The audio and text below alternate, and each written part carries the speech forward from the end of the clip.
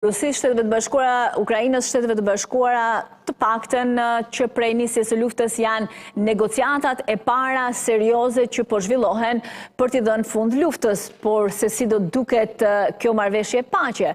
Ajo është çështja kyçe dhe diskutimi më i madh që mbahet sot. Do të shpërblehet Rusia për agresionin ndaj Ukrainës, do të arrijë Ukraina të ruajë territoret që tashmë janë nën pushtimin rus, roli i Europës, i Kinës, i Indisë dhe i vendeve të tjera, çfarë thotë drejta ndërkombëtare, a mundet që Rusia ta aneksojë me luftë këto territore? Për këto do flasim në vim, me mua në studio është profesor Xhavit Shala, ekspert në fushën e sigurisë. Zoti Shala, mirë se erdhët. Mirë se u gjeta, faleminderit për ftesën. Po diskutimet e fundit mes Shteteve të Bashkuara dhe Ukrainës kanë qenë gjatë ditës së djeshme në Florida, në Shtetet e Bashkuara, ndërkohë sot Witkoff do të jetë tek Vladimir Putin. Shumë çka ka ndryshuar, të paktën sipas edhe këndvështrimit evropian, po edhe ukrainas, po edhe amerikan, nga ato 28 pikat e para që ishin në tryez, por pikpyetja mbetet natyrisht tek territoret. Ajo kanë përshtypjen është edhe çelësi i suksesit ose dështimit të këtij procesi. Me sa duket, tre pika kryesore që nuk po bie dakord ose po përpiqen që të merren vesh, derisa u bë takimi dje në atje ku bo në Florida, në rezidencën e Witkoffit, me sa jam informuar, në Florida, dhe ngelen si kryesor ngelet territori, ngelet angazhimi në NATO dhe ushtria në pas marrëveshjes. Këto janë tre pikat kryesore faktikisht. Do të ishte me interes ne ta shifshim këtë edhe në raport me ligjin ndërkombëtar, do ta ishim në raporte aktuale me real politikën. Ky sistem sigurie që është sot, ky sistem i mbrojtjes kolektive, i sigurisë kolektive, i sigurisë kolektive në kuadër që në qendër ka Organizatën e Kombeve të Bashkuara, ka disa parime themelore të cilat janë vendosur dhe nuk janë shkelur dhe janë ruajtur, dhe shkelja e tyre do të thotë shkelja e ligjit ndërkombëtar. E para, sipas parimit kryesor, shtetet nuk mund të përdorin forcën ndaj të tjerëve. Nuk mund të përdorin kërcënimin për përdorimin e forcës, e dyta dhe e treta, përfitimet nga përdorimi i legjitim i forcës duhet të mos njihen. Nëse do t'i marrim këto të treja në raport në konfliktin e Rusi-Ukrainë, shohim që ky plani Trump edhe plani europian 12 pikësh faktikisht. Edhe ai 12 pikësh që ka qenë fillim, edhe një tjetër 24 pikësh, me vonë se janë bërë shumë plane që kundër propozime. Në një farë mënyre bin dakord direkt apo indirekt, direkt Shtetet e Bashkuara të Amerikës dhe indirekt edhe evropianët, që njohen e territorëve të pushtuara, njohen de facto, jo de jure, sepse njohja de jure pastaj është hapur fare shkelja e ligjit ndërkombëtar. Pra në një farë mënyre kemi një shkelje të ligjit ndërkombëtar nëse ky plan miratohet. Por marrim anën tjetër pasaj në real politikë. Real politika ka të bëjë tashmë kush është më i fortë i vendos në fushën e betejës. Dhe më i fortë është deri tash ka qenë Rusia, pavarësisht se Ukraina me mbështetjen e madhe europiane dhe amerikane i është përgjigjur dhe ka raskapitur edhe Rusin. Pavarësisht se ç'a shtiret Putini, po mbi 1 milion llogaritë që mund të jenë viktima të vrarë të plagosur nga Rusia. Ekonomia mbi 20% bëhet fjalë të ekonomisë të përpunuese të naftës, tjetë rafineritë janë të dëmtuara.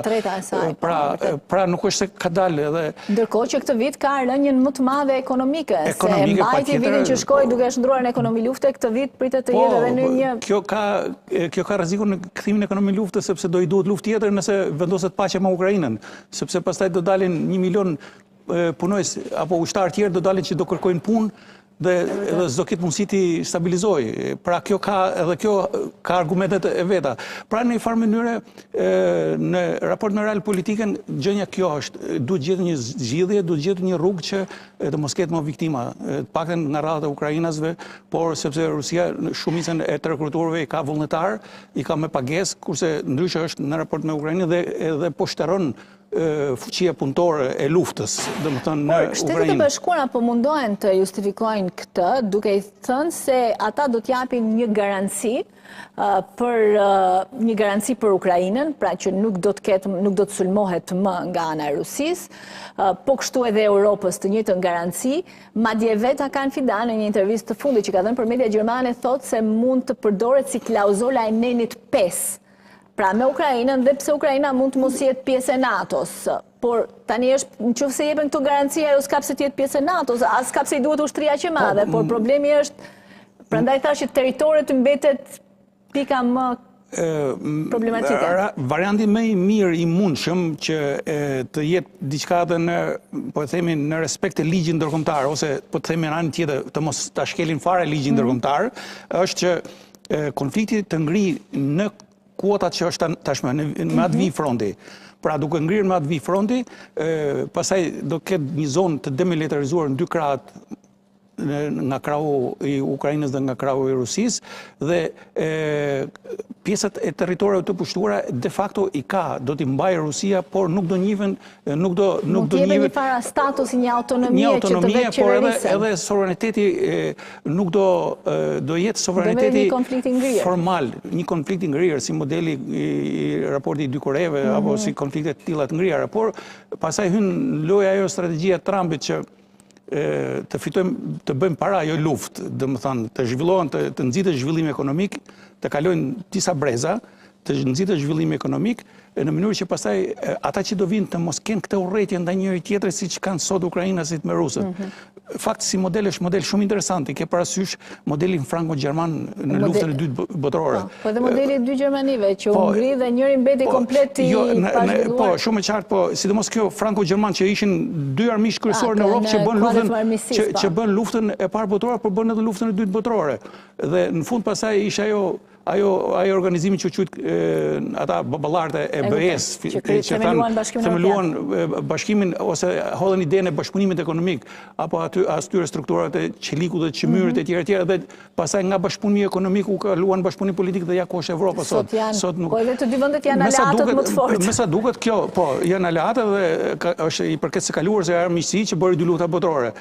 Është një zgjedhje që mund të mendohet kjo, po këtu është faktori Putin që nëse nuk tërhiqet, pra nuk po themi që tërhiqet se për të rrehur nga territoret, po mos këmbguli për njohjen de jure, sepse rrihet ashtu një konflikt i ngrirë. Një konflikt i ngrirë, nesër do jetë as Trumpi, as Putini dhe as gjysma e Europës e leadershipit që është sot, edhe gjërat mund të shkojnë, mund të ndryshojnë. Faktor të tjerë, sepse krejt papritur doli në media një telefonat që zhvilloi presidenti Trump me presidentin kinez Xi Jinping.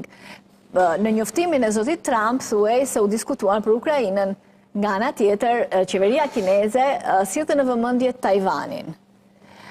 Pra, po i kujton pak ligjin ndërkombëtar edhe Kina, e cila fillimisht është shprehur kundër ndryshimit të territoreve me dhunë për të shkelur ligjin ndërkombëtar. Gjithmonë kështu shpreh Kina dhe faktikisht ajo edhe çështjen e Tajvanit, ajo e quhen që Tajvani duke i kaluar Kinës, e quhen që është një zbatim i ligjit ndërkombëtar, domethënë, në një farë mënyre varet se si interpreton nga ana juridike të drejtës ndërkombëtare.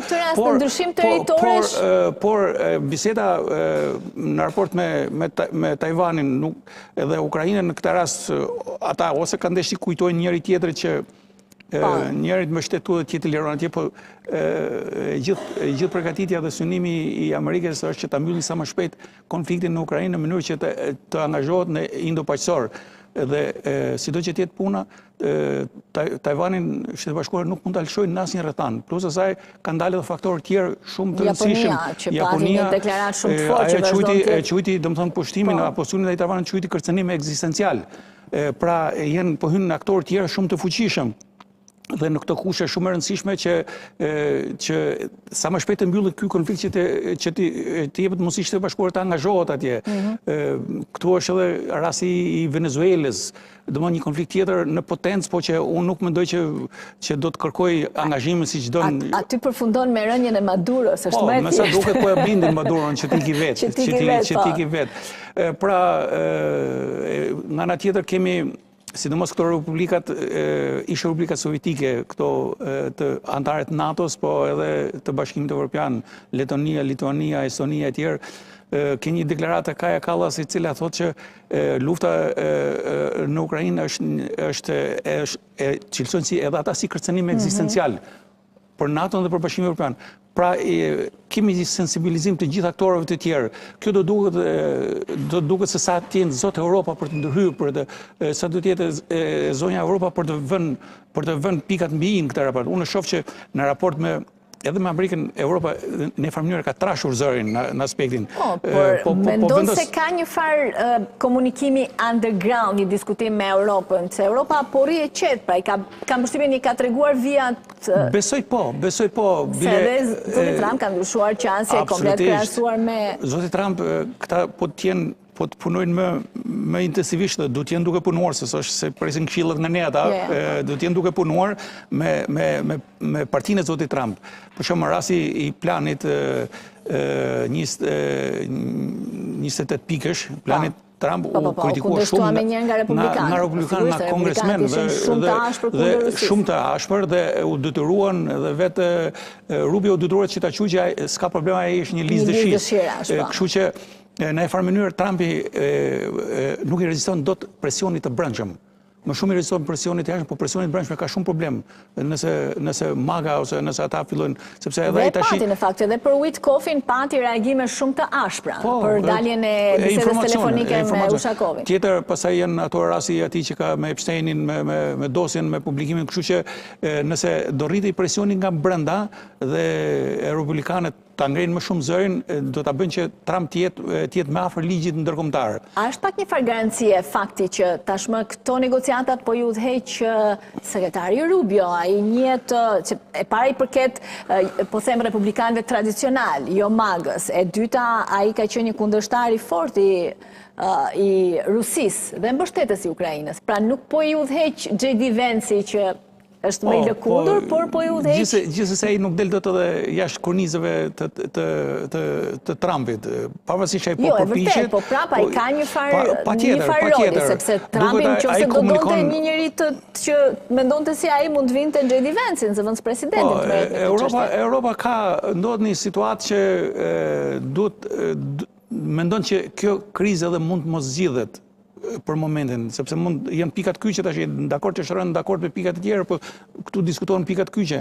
Dhe Europa duhet të jetë e përgatitur, domethënë duhet të ecë me optimizëm të matur, duhet të jetë e përgatitur që mund ta vazhdojë këtë luftë pra suportin ndaj Ukrainës dhe Ukraina mund ta vazhdojë luftën edhe pa ndonjë mbështetje të madhe nga Shtetet e Bashkuara të Amerikës.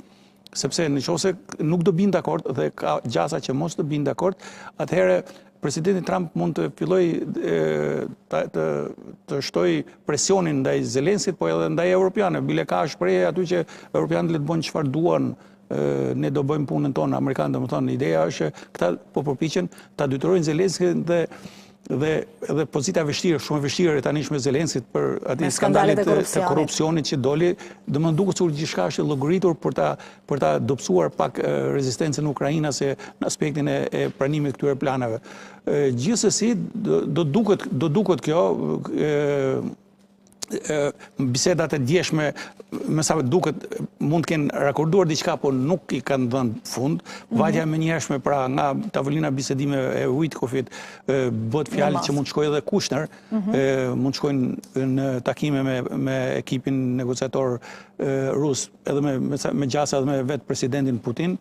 Do duket presidenti Putin tash po ndjen veten që po i rrit kërkesat, ai tashmë kërkon nuk se njohten de facto ai nuk e diskuton, ai po kërkon njohjen de jure. Minimalisht thotë unë du njohjen de jure nga Shtetet e Bashkuara të Amerikës. Në negociata gjithë kërkojnë maksimumin në fillim dhe pastaj. Rusët janë specifik në këto negociata, perëndimi është më shumë elastik në negociata. Rusët janë vazhdues asaj shkollës të Andrej Gromikos, pra kërkon maksimumin dhe nëse nga ato 2-3 fiton 2-3 të atyre që nuk të takojnë, jo atyre që takojnë, po atyre që nuk të takojnë, je okej. Pra vetëm atëherë nuk të rriqen ata. Vetëm se a ka forcë të imponoj Moska më, po them, në në geopolitikë, jo vetëm për Ukrainën, se Ukraina duket një pikë shumë e vogël në gjithçka çfarë ka lëvizur dhe çfarë ka ndodhur. Për shembull, NATO tashmë i ka shkuar më shumë në kufi se do t'i shkonte me Ukrainën Putinit. Pra, ka humbur një betejë që me atë që supozohet se e nisi në fillim që mos shkonte NATO në kufi.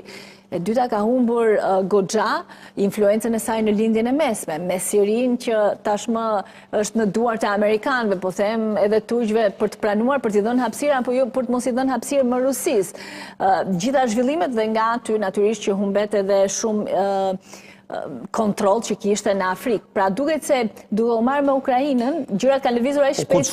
U konsumua shumë me Ukrainën, sepse ai mendoi që këtë punë do ta zgjidhen për një periudhë shumë të shkurtër.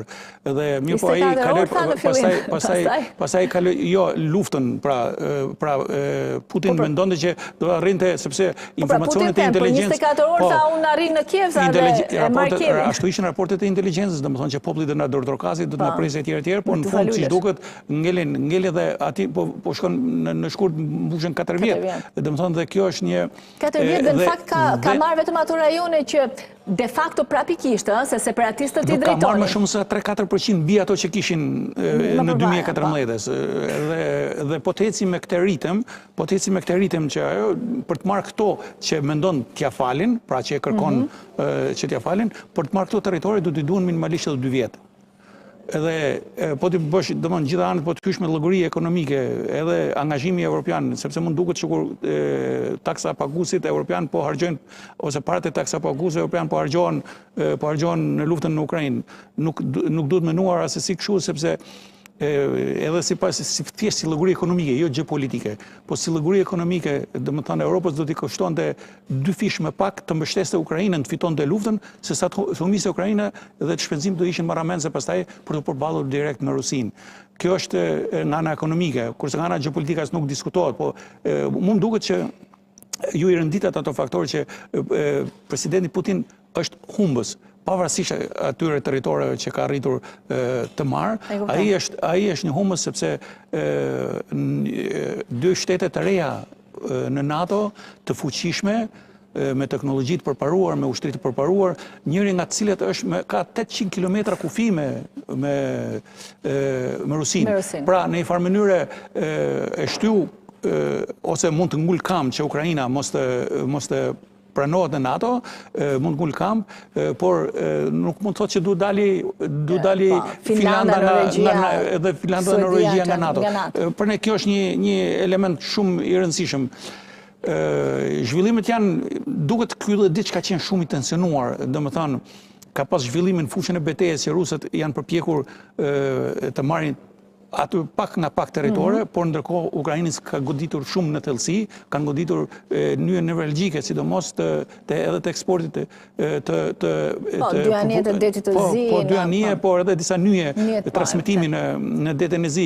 Dhe kjo është një fitore e madhe e Ukrainës, është një dëm I madh që I shkaktohet atyre dhe po ta shohësh edhe eksportet ruse tashmë më shumë janë nafte pa përpunuar. Pse? Se një pjesë e këtyre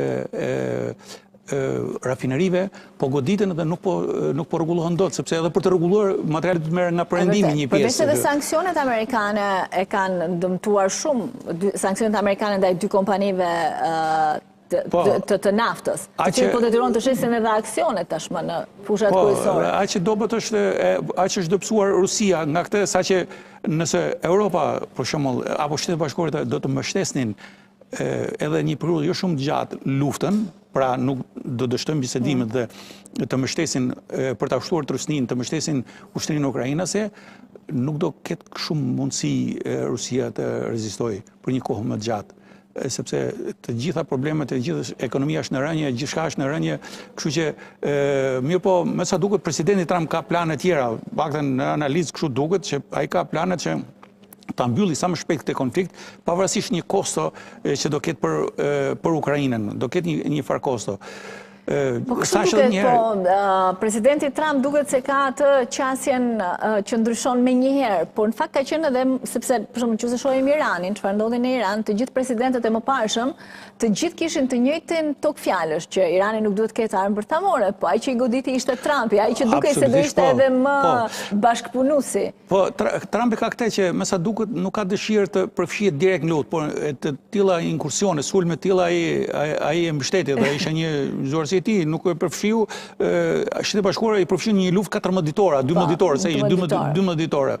Kështu që po kështu është edhe me rastin e Venezuelës, nuk besoj se do të përfshihet.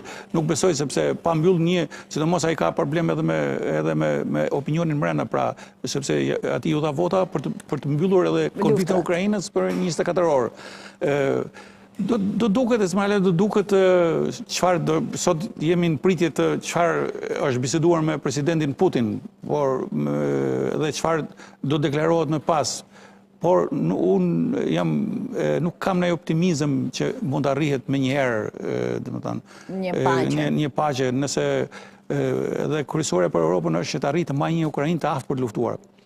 Europianët duhet ta kuptojnë këtë që çdo mbështetje për Ukrainën është mbështetje për sigurinë e Europës, absolutisht. E vërtet. Sepse por ama Rusia ja ka dalë ta zgjojë dhe Europën në këtë bashkë me zotin Trump, në fakt, se ne po shohim tashmë armatime, financime të mbrojtjes, mobilizime ushtarake deri në shërbime diku vullnetare, diku të detyrueshme, dhe me Gjermaninë që siç tha të zgjuar, që po rizgjohet.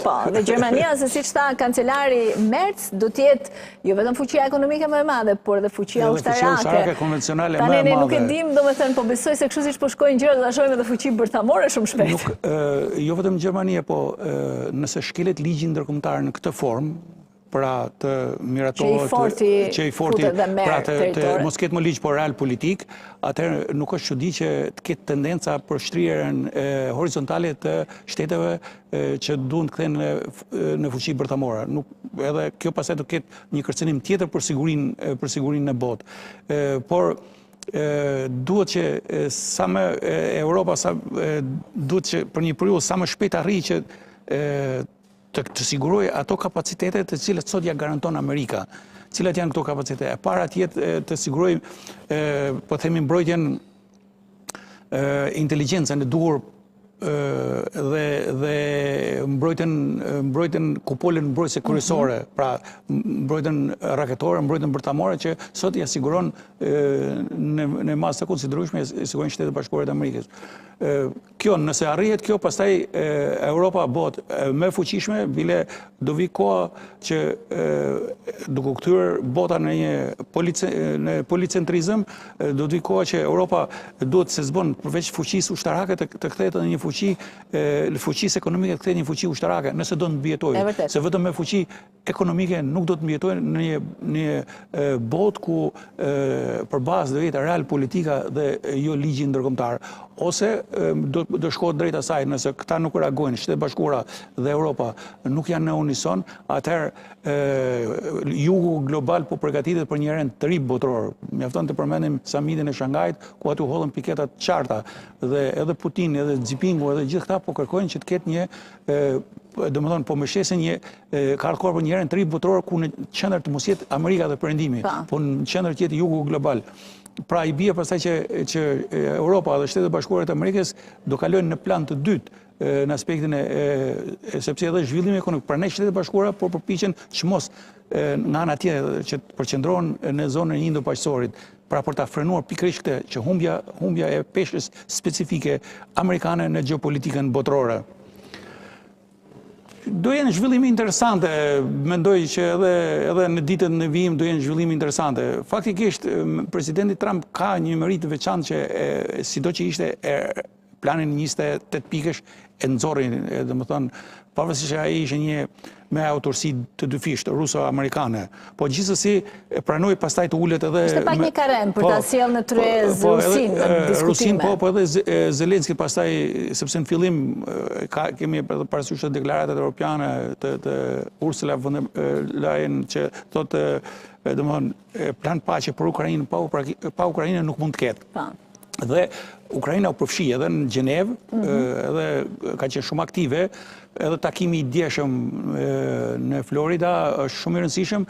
Tashmë do duket, me sa duket, ato që janë vendosur ose që janë dakurcuar pjesërisht aty, mund të diskutohen me presidentin Putin. Në fund fare pastaj do të vendosi Trumpi dhe Putin se çfarë rrugë do të marrin këto nëse. Por opinioni botëror vazhdon të jetë në mbështetjet e ligjit ndërkombëtar. Nëse kalon kjo situatë që të miratohet ky plan, pra të njihen de facto dhe de jure, pra mos të njihen edhe de jure ligjërisht, atëherë merr fund ligji ndërkombëtar dhe do ketë një frymëzim. Ky plan do jetë, apo kjo mënyrë zgjidhje do jetë një frymëzim për diktatorët këtu në botë, dhe jo vetëm për diktatorët, por edhe për liderët autoritarë. Për liderët autoritarë, për t'i dhënë drejtim. Në fund fare, ja si u zgjidh kjo, Rusia luftoi, la 1 milion ushtar për një operacion që vetëm rusët e dinë se si mund quhet operacion me 1 milion viktima, por thot mori 20% të territorit të Ukrainës, pra u legjitimua. Nëse kjo legjitimohet, do jetë fatkeqësi e madhe për rendin botëror. Faleminderit shumë, profesor. Faleminderit ju. Shkëputje për një hapësirë publicitare.